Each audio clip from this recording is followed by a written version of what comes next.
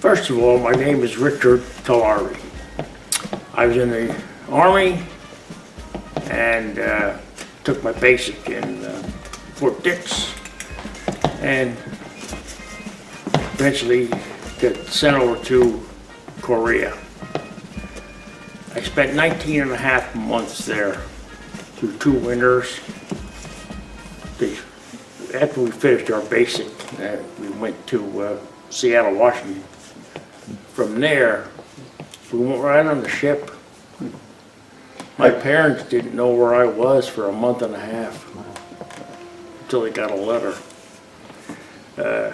But we landed in Busan, ended up in this small company with tents, and it was hard trying to adjust to the conditions that we had to live under.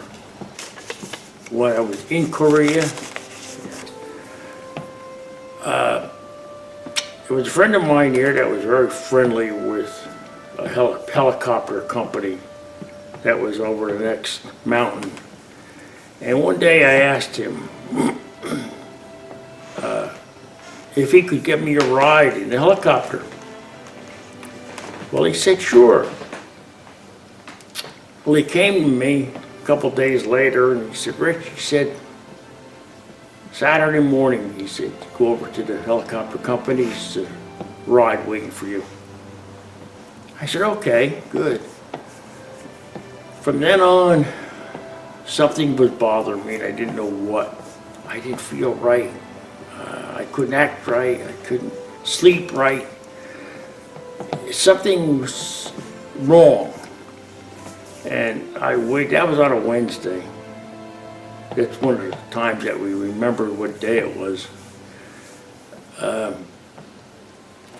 If that comes Saturday morning, I had gone to our headquarters, and I got on the phone.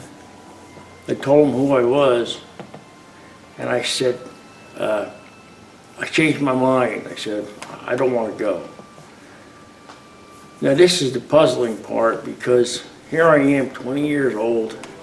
That's exciting to take that helicopter ride, but it wasn't me doing the talking. It was whatever, I don't know, but there was some kind of a relief after I got off that phone. And a while later, I was walking across the compound and I heard this helicopter. And I looked over up to my right and it was burning. Black smoke coming out of it. I can still see it to this day. It was coming, it was angled, coming down. And I watched it crash over the mountain. Only thing I could figure is that God was watching over me. He didn't want me to be there. And he took control of me to go to that phone, I guess, and to say I didn't want to go there. That's when I really had my faith, where I really believed God is watching over me. He wants to keep me safe. And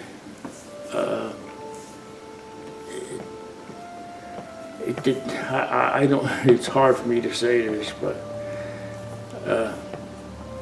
he kept me safe through the whole time that I was there, and he brought me home safe, back home, where we didn't realize that there was a home, because we just, under the conditions we had to live in, whatever.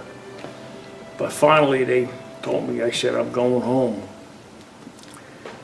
Well, I wrote a letter home to my mother, and all I said was, I'm coming home. I could picture that now. It was the greatest feeling. I just couldn't believe it. After being here for so long, I figured this is where I had to be the rest of my life. They're never going to let me come home. But that's war. That's what it is. and I got home safe. But I know God was watching me because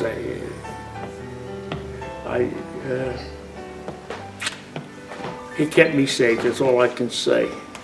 It made me believe that He's there, and